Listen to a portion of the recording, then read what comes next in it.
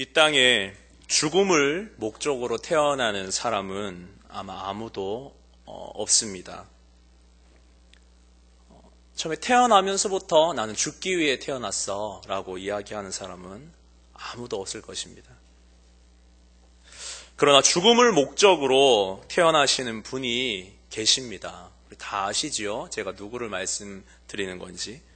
죽음을 목적으로 태어나시는 분이 계셨으니 바로 우리 예수님이십니다.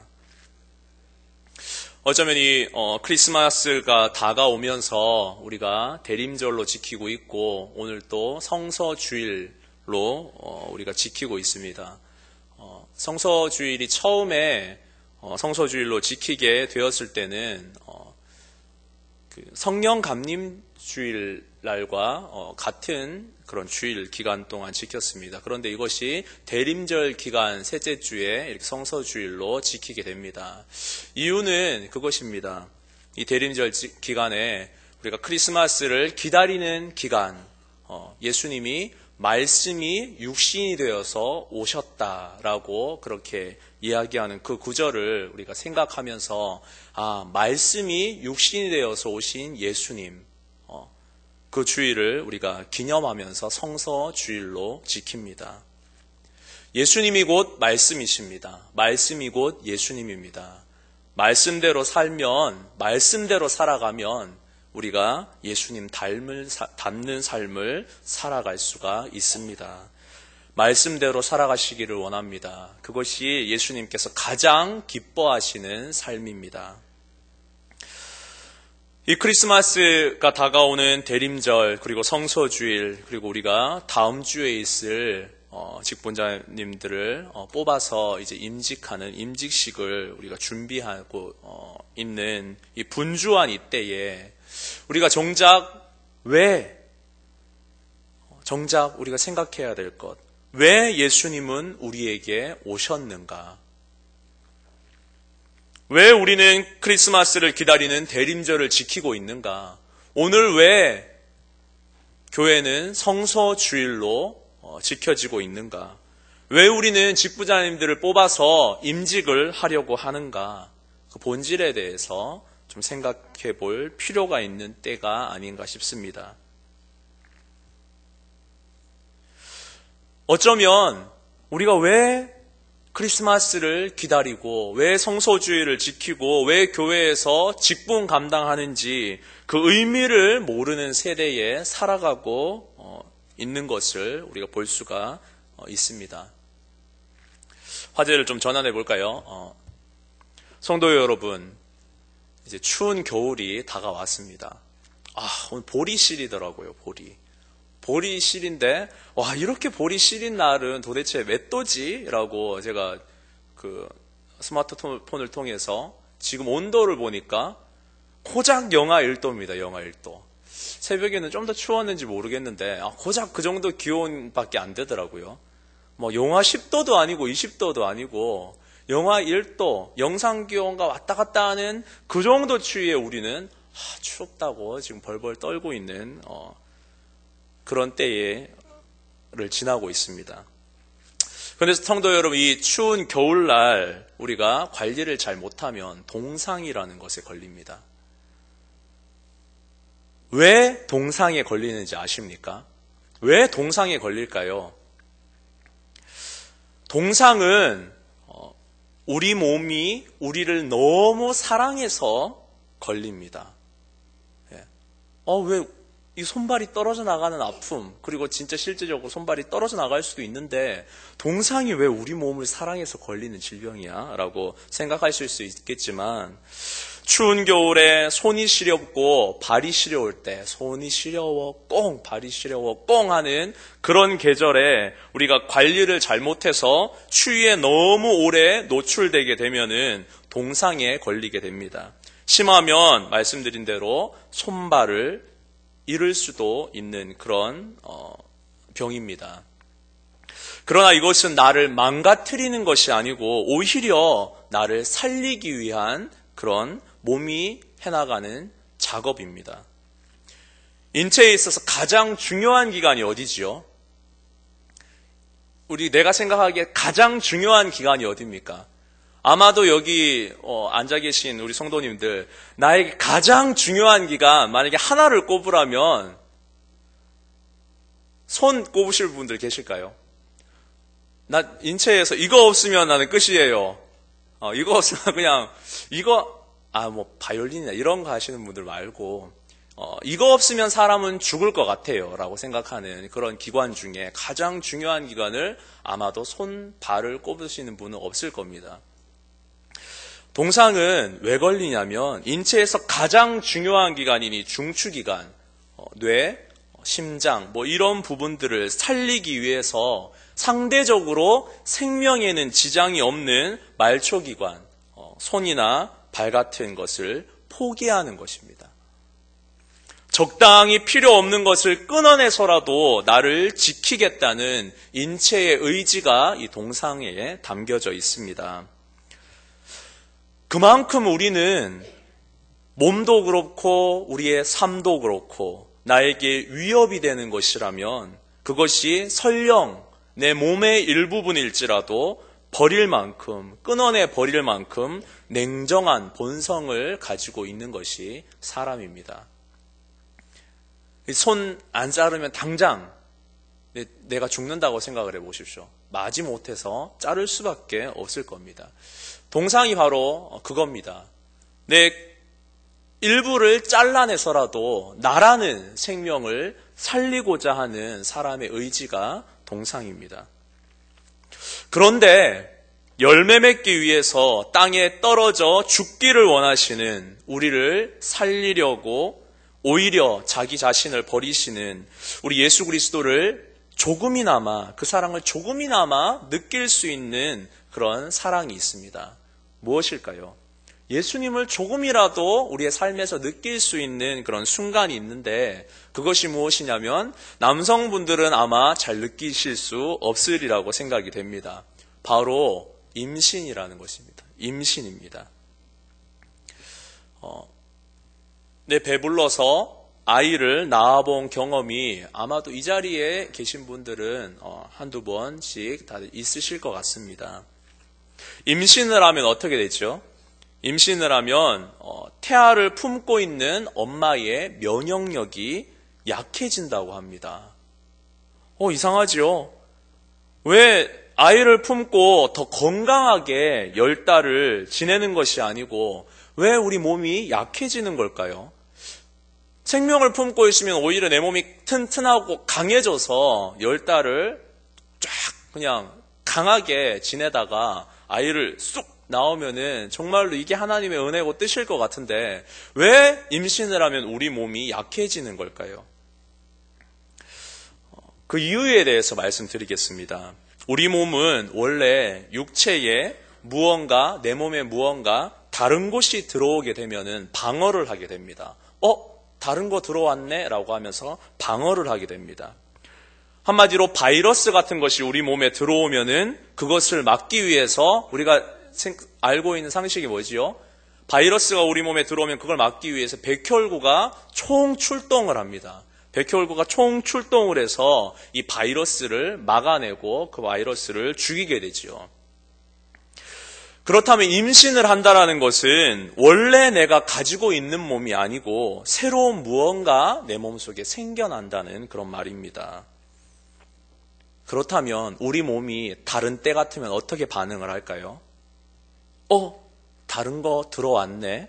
라고 생각을 하면서 우리 몸에 있는 백혈구라는 병사들이 총출동을 해서 이 아이를 무찌를 겁니다. 그런데 그렇지가 않습니다. 생명이라는 것을 품고 있는, 아이를 품고 있는 엄마의 몸은 그렇지가 않습니다. 나를 약하게 만들어서라도, 내 면역력을 안 좋게 만들어서라도 내 안에 생긴 이 생명을 살리기 위해서, 이 생명을 거부하지 않기 위해서, 이 생명을 포기하지 않기 위해서 나를 약하게 만들어서라도 최선을 다해서 이 생명을 지키고자 하는 것이 엄마의 본성이고 그것이 임신입니다. 원래의 나 같으면 나를 강하게 만들어서 가차없이 그냥 희생시킬 텐데 가차없이 쓸모없는 것들은 포기할 텐데 생명이라는 것이 내 안에 들어온 순간 그것을 지키기 위해서 그 생명을 희생시키는 것이 아니고 나 자신을 희생시키더라는 것이 임신입니다. 이것이 하나에서 하나를 더 남기는 비결입니다. 이것이 열매를 맺는 비결입니다. 희생하지 않으면 그냥 나는 나인 채로 존재하지만 희생을 겪으면 내 아이들을 보고 내 아이들의 또 아이들을 보는 내 대가 영원히 보존되는 그런 하나님의 은혜를 우리가 경험할 수가 있습니다. 이것이 생명을 품은 자의 비밀입니다. 예수님은 우리에게 생명을 주시려고 이 땅에 오셨습니다. 그런데 우리에게 그 생명을 주시기 위해서는 예수님 자기 자신을 버려야 된다라고 말씀하십니다. 그 예수님은 우리를 살리기 위해서 기꺼이 자신을 죽이려고 이 땅에 오셨습니다. 그분은 그것을 오늘 본문 말씀에 보니까 자기를 죽이는 그 일을 영광이라고 말씀하십니다. 우리가 생각해 보십시오. 나를 죽이는 사건이 어떻게 영광이 될 수가 있습니까? 그런데 예수님은 나를 희생시키고 자기를 죽이는 그 사건을 영광이라고 말씀하고 계십니다. 결코 예수님도 쉽지 않은 결정입니다. 예수님은 뭐 쉽게 하셨겠지. 뭔가 마음 연약한 나야 어렵지. 예수님 쉽게 하셨겠지라고 말씀하실 수도 있겠습니다만 예수님도 이 결정을 하기까지 자기를 죽이기까지 내 자신 죽는 거는 둘째치고 하나님과 잠시라도 관계가 단절되는 그 두려움을 죽음을 결정하는 것은 쉽지 않은 결정이었습니다. 오죽했으면 예수님이 이렇게 말씀하십니다. 마음이 괴롭다라고 말씀하십니다. 그리고 다른 말씀에 보니까 이렇게 또 부르짖으시지요. 하나님께 왜 나를 버리냐고 부르짖는 고통을 겪으십니다. 그러나 예수님은 생명을 살리기 위해서 자기의 생명을 버리시기까지 끝까지 참으십니다. 왜요? 열매 맺기 위해서는 우리를 영원히 보존하기 위해서는 예수님의 죽음이 필요하다는 것을 아시기 때문입니다. 생명 때문에 생명을 버리신다는 말씀입니다. 다시 말해서 예수님은 죽음이 예정되어 있으신 채 이 땅에 오셨습니다. 죽을 목적으로 이 땅에 오셨습니다. 그런데 우리가 이 크리스마스를 맞이하는 대림절을 우리가 겪으면서 우리의 마음은 어떻습니까? 자기를 죽이신 그 사랑에 우리는 감동하고 계십니까? 나를 포기하지 않아주신 그분께 우리는 감사하고 계십니까? 나도 예수님처럼 오늘 나도 같이 나 자신을 죽이겠다라고 결단하고 다짐하고 계십니까? 오늘도 나를 조금 만진, 조금 긁은 그 사람 못 죽여서 막 마음에 칼을 갈고 계시지는 않습니까? 어쩌면 예수님은 우리를 위해서 자기의 생명과 자기의 모든 것, 자기의 행복까지 포기하셨는데 우리는 우리가 행복한 크리스마스만 꿈꾸고 있지 않은가 한번 생각해 봅니다. 저희 둘째 이름이 하율입니다. 저희 둘째 딸 이름이 하율인데 둘째 하율이가 그렇게 묻더라고요. 아빠, 산타 할아버지 있지요? 라고 물어봤습니다. 제가 뭐라고 대답했을까요? 다들 그러더라고요. 동심 파괴하지 말라고. 제가 어느덧 동심 파괴자가 돼버렸습니다. 산타 할아버지 없다라고 이야기하는 건 아이들의 동심을 파괴하는 아주 극악무도한 사람인 것을 요즘 시대에 느낄 수가 있습니다. 그래도 저는 그래도 내가 동심 파괴자가 돼야 되겠다. 그게 하나님께서 기뻐하실 일인 것 같다라고 생각이 되어서 아니 산타 할아버지는 없어. 라고 그렇게 이야기를 했습니다. 그런데 하율이가 또 이야기를 합니다. 유치원 선생님이 산타 할아버지 있다고 했어요. 라고 이야기를 합니다. 아이들에게 어떻게 보면 아이들의 마음에 정보의 거의 대다수를 가지고 계신 분이 누군지 아십니까? 아이들 마음속에 정보의 대다수를 가지고 있는 분이 요즘 시대로 말하면 그분 모르시죠? 캐리 언니라고. 예, TV를 틀면 캐리 언니라고 나옵니다. 그 유튜브라는 곳에 보면 아이들이 요즘 너무 좋아하는 장난감을 설명해주는 언니가 있습니다. 캐리 언니라고. 예, 이 언니가 인기가 어마어마합니다. 신목사의 인기는 정말 저리 가라라고 할 정도로 인기가 어마어마한 캐리 언니가 있습니다. 이 캐리 언니에게 정보를 대다수 받고 그리고 TV를 통해서 정보를 또 받고 또 유치원 선생님을 통해서 정보를 받습니다. 그래서 아이들에게는 캐리 언니는 최고의 우상입니다. 또 아이들에게 유치원 선생님이 말씀하신 것은 절대적인 겁니다. 이 유치원 선생님이 뭐라고 했냐면 산타 할아버지 있어 라고 말씀을 하신 겁니다. 우리 청년들 중에도 유치원 선생님들이 몇 분 계신데 그들도 저에게 동심 파괴자라고 그렇게 이야기를 합니다. 저는 산타 할아버지 없다라고 이야기를 했는데 유치원 선생님이 있다라고 이야기를 하니까 제가 뭐라고 이야기를 해야 될까요? 그리고 둘째 하율이가 이렇게 이야기합니다. 산타 할아버지 있다라고 유치원 선생님이 했고 하율이도 산타 할아버지 봤어요 라고 이야기를 하는 겁니다. 봤다는데 제가 어떻게 하겠습니까? 그래서 마지못해서 제 속에 절충을 시켰습니다. 어떻게 절충을 시켰냐면 그럼 하나님이 산타 할아버지 시켜서 하율이에게 선물 주라고 시켰나 보다 라고 이렇게 그냥 이야기를 했습니다. 그리고 한 가지 꼭 짚고 넘어갔습니다. 뭐라고 이야기했냐면 그런데 하율아 산타 할아버지는 믿는 존재가 아니야. 하율이는 누구 믿지? 라고 이야기하면 그 말은 떡 부러지게 합니다. 뭐라고 했을까요? 예수님이라고 이야기를 합니다. 예. 산타 할아버지는 믿는 존재가 아니야. 하율이는 누구 믿지? 예수님. 그리고 이때다 싶어서 첫째 은율이도 부릅니다. 은율아 이리 와봐. 얘들아 크리스마스는 너희들이 선물 받는 날이 아니고 예수님의 생일이야. 남이 내 생일에 자기가 생일 선물 받겠다고 이야기를 하면 기분 좋겠니? 라고 이야기를 했습니다. 그러니까 아이들이 뭐라고 했을까요? 예수님의 생일인데 니들이 생일 선물 받겠다고 하면은 예수님이 기분 좋으시겠니? 생일 잔치에 왜 니들이 중일공이 되려고 하니? 라고 이야기를 했더니 아이들이 그럼 포기할게요. 라고 이야기하는 대한민국의 유치원생은 한 명도 없습니다. 예.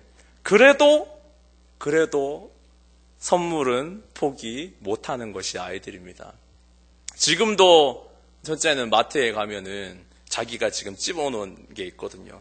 그 앞에서 한동안 가만히 바라봤다가 만졌다가 올렸다가 놔뒀다가 이거 며칠 있으면 살 거야 라는 그런 기대를 가지고 아이들이 살아가는 것을 볼 수가 있습니다. 근데 중요한 것은 그것입니다. 맞습니다. 크리스마스는 아이들이 선물 받는 날이 아니고 아이들이 축복받아야 하는 날이고 예수님의 생일입니다. 진짜 입장 바꿔서 생각을 해보십시오. 예. 내 생일날 생일 축하하러 온 사람들이 생일 파티에 자기가 주인공이 되려고 하고 선물 다 뜯어갖고 자기 것으로 하려고 하면은 그게 얼마나 기분 나쁜 일이겠습니까? 예. 기분 나쁘고 말고 할 거 없이 그 친구와는 다시 만나겠습니까? 안 만날 것 같습니다, 저는. 그런데 그 일을 우리는 아무렇지도 않게 하고 있습니다. 예수님의 생일날 우리가 주인공인 것처럼 그 자리를 차지하고 있습니다. 크리스마스는 예수님의 생일입니다. 그런데 정작 그분은 자신이 축하를 받으러 오신 것이 아니고 우리를 위해서 오셨다라고 말씀하십니다. 생일의 주인공이 남을 위해서 오셨다라고 이야기를 하는데 우리는 뻔뻔하게도 생일 파티에 초청된 우리는 뻔뻔하게도 우리를 위한 날로 만들어버리는 것이 성탄절이 되어버렸습니다. 다른 부서도 지금 성탄절 발표 예배 때 많은 준비들을 하는 것으로 알고 있습니다. 청년부는 올해도 작년에 이어서 제가 창작한 연극을 올리게 되었습니다. 교회를 몇 번씩 바꿀 때마다 이게 벌써 제 기억이 한 3, 4회 공연이거든요. 예, 유명한 공연입니다. 예, 이번 크리스마스 때 작년에는 시상식 그런 연극이었습니다. 시상식. 예, 크리스마스에 시상식에 전도 잘하고 헌금 생활 잘하고 예배 생활 잘한 그 사람들을 뽑아서 시상을 주는 그런 분위기였습니다. 분위기의 시상식에 마지막에 한 소녀가 나와서 예수님의 생일날 다른 사람들은 자기 혼자 웃고 떠들고 자기가 주인공이 되려 한다고 예수님을 축하해드리고 초를 켜는 케이크를 가지고 나오는 그런 연극입니다. 이번 크리스마스 때 올리려는 연극은 그것입니다. 정말 크리스마스의 본질이 무엇인가? 우리가 크리스마스를 기다리면서 대림절 기간 동안에 우리가 예수님께 어떻게 나아가야 하는가? 거리로 나아가서 리포터가 인터뷰를 하는 그런 내용의 연극입니다. 거리로 나아가서 크리스마스 때 뭐 하실 거예요? 라고 물어보면 크리스마스는 뭐니 해도 연인과 여행 가야죠. 크리스마스는 온라인 밤을 새야죠. 크리스마스는 뭐니 해도 눈이 내려서 분위기가 좀 있었으면 좋겠어요. 아이들을 데리고 온 엄마는 산타 할아버지가 선물 주는 날이에요. 그렇게 이야기를 합니다.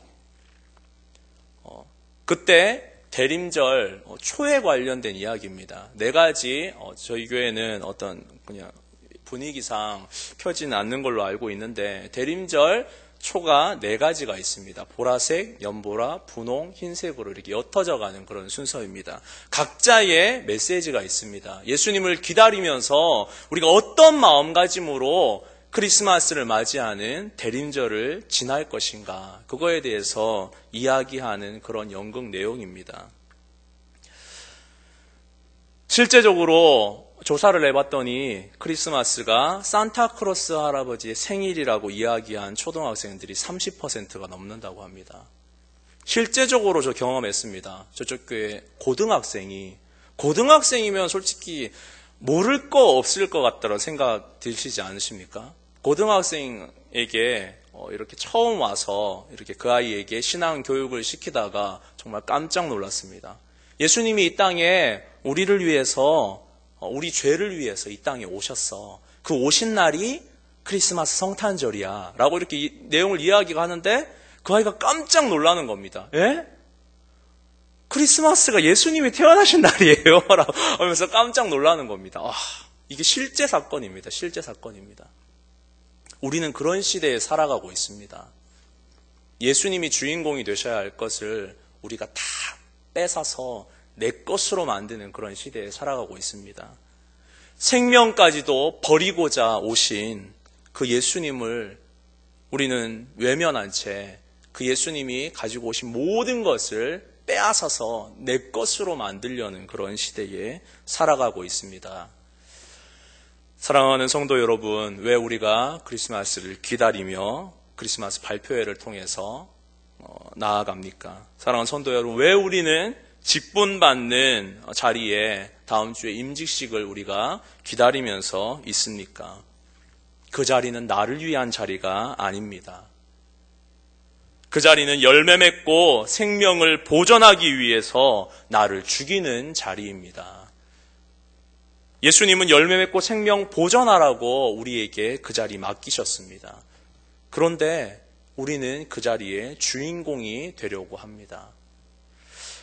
이 성탄을 기대하는 대림절, 그리고 말씀이 육신이 되어서 오시는 사건을 기념하는 성서주의를 우리가 지나가고 있는 우리 성도 여러분, 우리 주님 마음 아프시지 않도록 주님의 것을 주님에게로 돌려드릴 수 있는, 그분이 하시려고 하시는 목적, 자기를 죽이면서까지 이 땅에 오시는 그 예수님의 마음을 우리가 기억하면서 나도 그분처럼 살아야겠구나. 나도 저 모습으로 살아야겠구나. 나도 내 욕심이 아니고 내가 주인공이 되려는 것이 아니고 정말 예수님이 이 땅에 오신 그 목적대로 섬기기 위해서 살아야겠구나. 그 마음으로 살아가시는 우리 성도님들의 삶이 되시기를 예수님의 이름으로 축복합니다.